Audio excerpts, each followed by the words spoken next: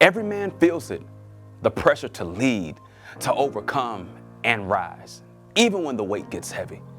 In an era that doesn't offer men easy answers, God's strategy is a weapon.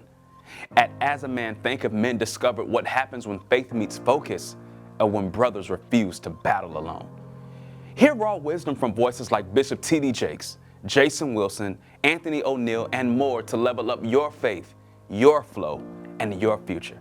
How many of you have ever talked to anybody in your family about your credit score?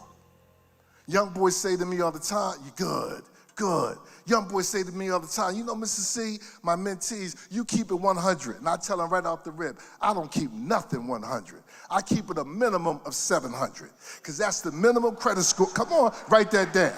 Write that down. I keep it a minimum of 700, because that's the minimum credit score you need to come talk to me about anything. And you should understand what's on your credit report.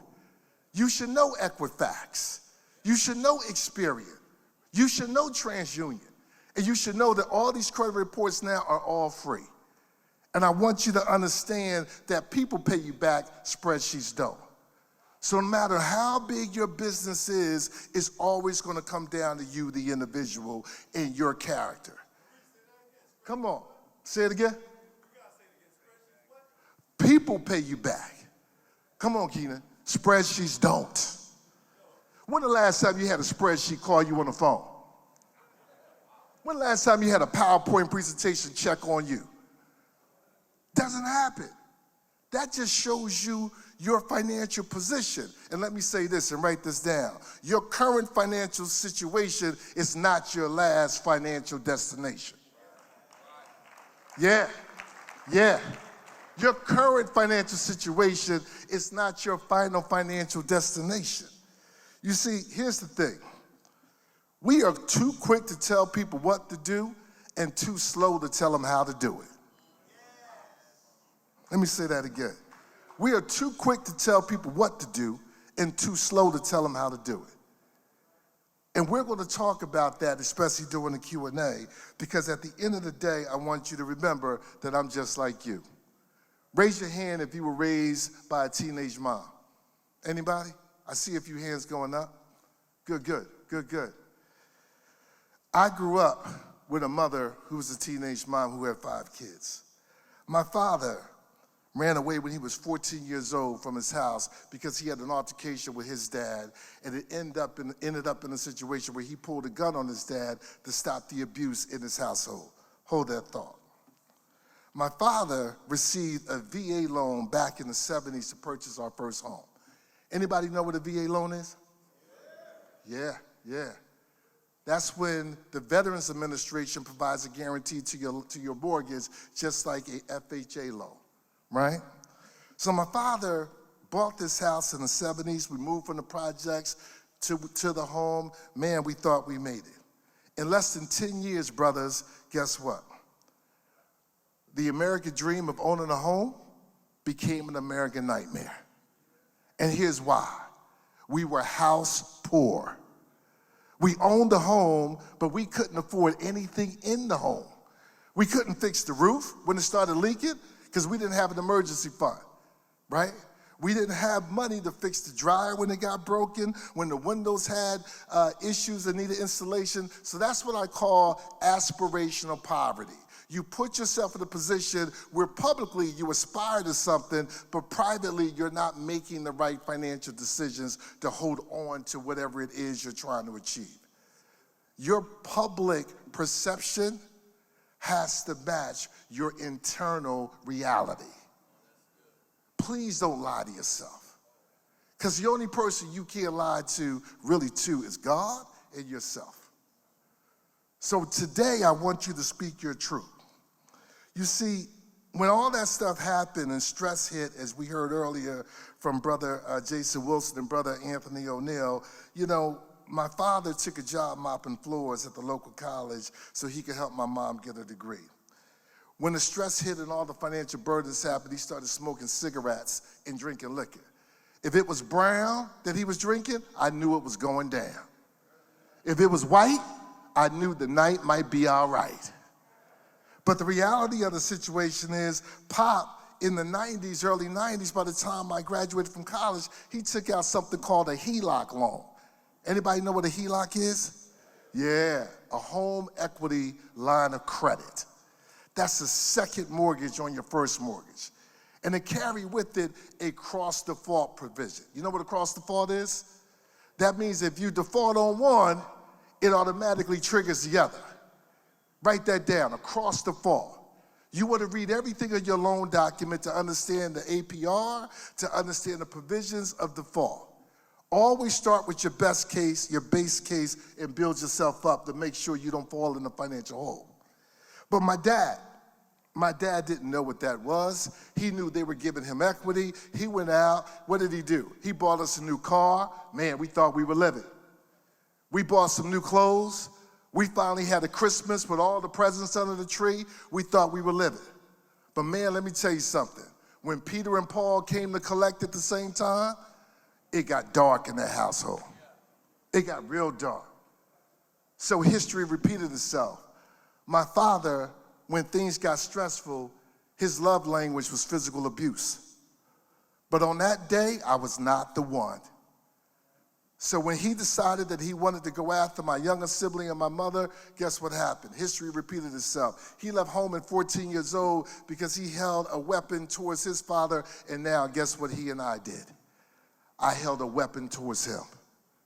Because I told him that the curse and the crisis stops here.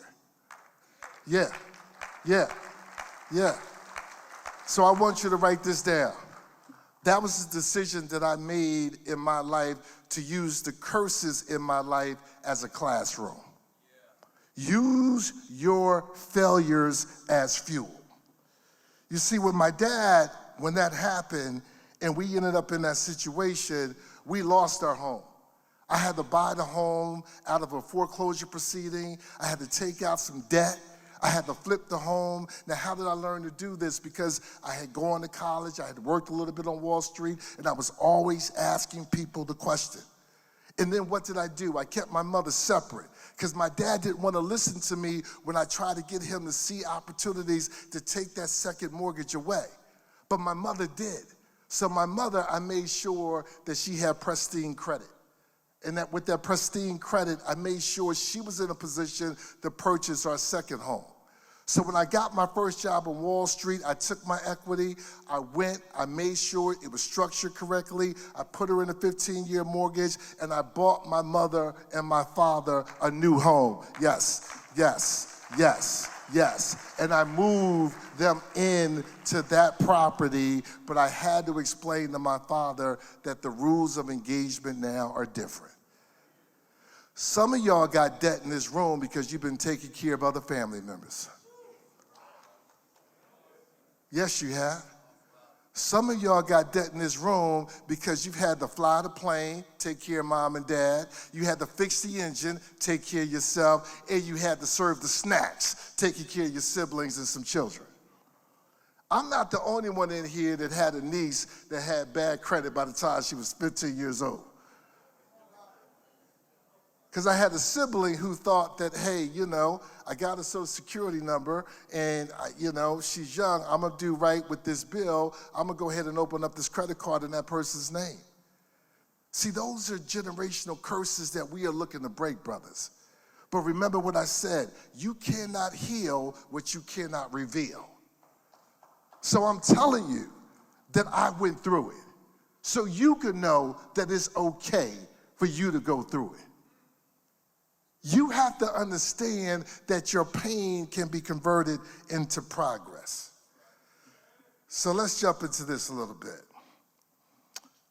How many of you feel like sometimes life be lifing? Yeah. You ain't do nothing wrong, but sometimes bad things happen to good people. I went to Wall Street, I bought my mom and them a new home, got my dad and everything situated. My sister was in school. I thought everything was great. And next thing you know, my brother died. And my first brother died at age 35, and he didn't have a will. So guess what happened to all his assets? They were sacrificed in probate. You must have a will. as Brother Anthony mentioned earlier. After I graduated from business school, I thought I was on the right track. Guess what happened again? My second brother died. And I saw my mother go into deep depression, and my father did too. But we had that 3 to 6 month reserve, so we made sure we were able to pay bills and keep things on track. You see, what I want you to understand in reality is that we all have gone through decisions, made decisions in our life based on choices and based on circumstances. So the last thing I want you to hear with me as I tell you this story is something that I want you to take away, and that is, please forgive yourself. You are black men. Please forgive yourself, and give yourselves a round of applause for forgiving yourself.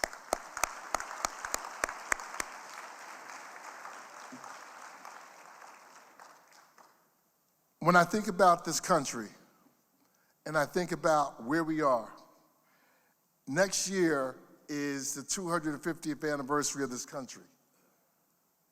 2026.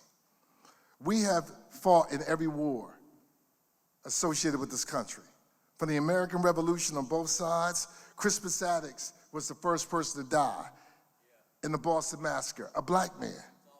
Come on now, right? 87 years later, it took this country to sign the Emancipation Proclamation to grant us freedom. And in the state of Texas, it took Major General Gordon Granger on June 19th in 1865 to say, hold up, y'all got to free them slaves. And if you don't, there's gonna be consequences. So your history in this country is relatively new. We haven't had 3 or 4 generations of financial information and wealth to build on. Many of you are the ones that are creating that opportunity right now. So what I want you to realize is, just like this country, you don't have to be picture perfect to still be worth the picture. Yeah. You don't have to be picture perfect to still be worth the picture. Don't miss what's next. Register now for As a Man Thinketh 2026 and step into your next dimension.